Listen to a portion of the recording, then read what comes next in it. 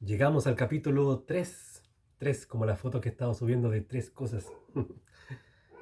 Por lo cual, no pudiendo soportarlo más, acordamos quedarnos solos en Atenas.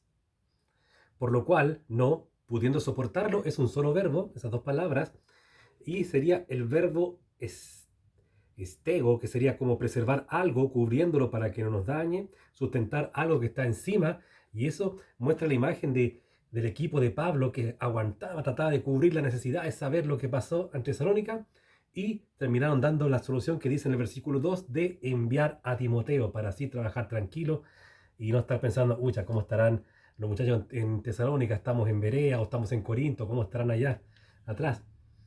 Claro, acordamos quedarnos solos en Atenas. Acordamos es un verbo griego también, eudokeo, que es creer que algo es bueno, agradarse en. Claro, y aquí vemos la importancia de que Pablo, aún siendo con autoridad apostólica, él veía la opinión de todos. Aquí habla en el plural, acordamos, pensamos, vimos. Así que qué bueno, ¿no? De hecho, en capítulo 2 ya él había dicho que no usa su autoridad pastoral o apostólica para decirles susténtenme la obra, aun cuando él podía hacerlo. Interesante, ¿no? Sigamos. Y enviamos a Timoteo. Qué bendición, imagínate que digan, oye, nuestra denominación tiene sedes en el norte y en el sur y está fallando en el sur. Vamos a enviar al hermano tanto o a la hermana tanta o al matrimonio tanto. Interesante, ¿no?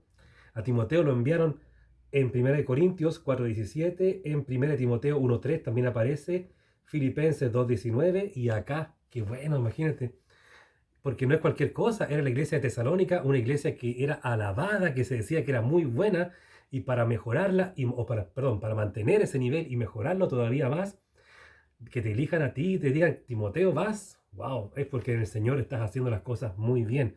Gloria al Señor por aquellos obreros que son tomados y enviados al norte, al sur, al centro, a la capital, acá en Chile, para poder reforzar otras iglesias. Amén, amén.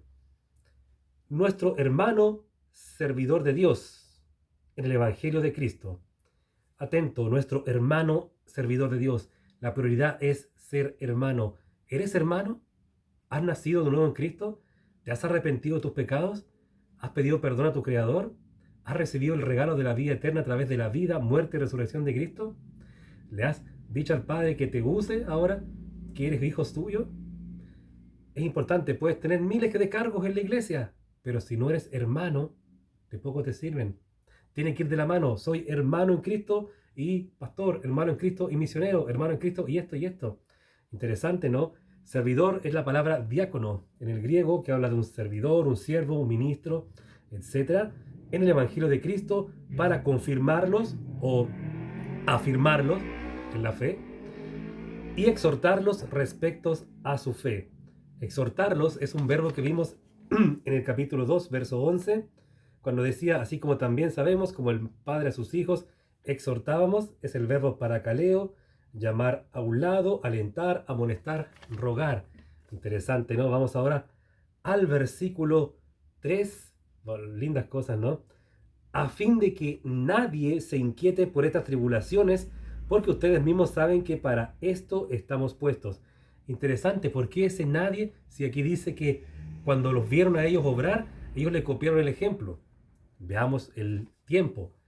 Cuando estaban en Tesalónica, muchos les copiaron y siguieron el ejemplo. Pero ellos ahora no están hablando de Tesalónica, están hablando desde Corinto, como se cree. Y obviamente que en ese tiempo tienen que haberse sumado más creyentes, y a ellos también se les está escribiendo. No solamente a los que conocieron, sino que la iglesia tiene que crecer. A ellos. Es como que en tu iglesia se va un misionero y manda mensajes a la iglesia.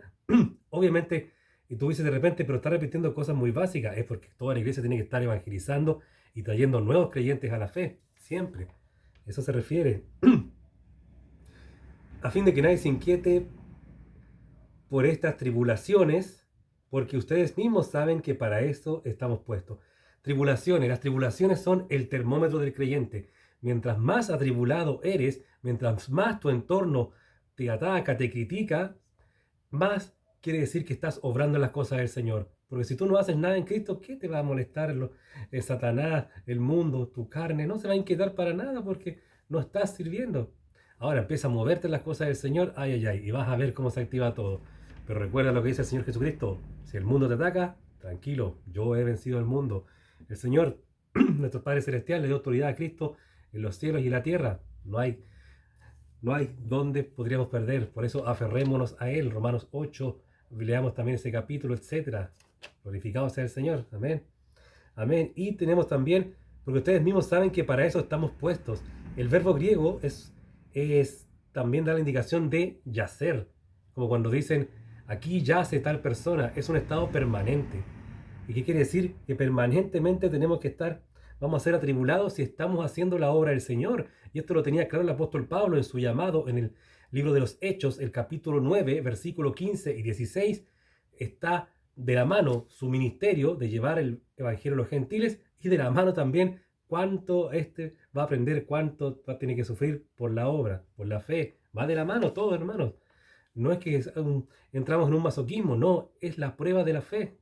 Seremos atribulados por hablar de Cristo, porque el mundo es contrario a Cristo. Es una triste realidad, pero bueno, sigamos.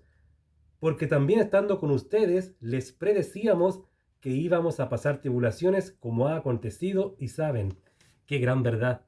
Aquí Pablo está imitando, como dice, al Señor Jesús cuando él estuvo acá en la tierra, en Lucas capítulo 14, del 25 al 33, cuando da los dos ejemplos. ¿Quién que va a construir una torre? ¿Quién que va a ir a la guerra? No mide antes los costos, las ganancias y las cosas que tiene que hacer.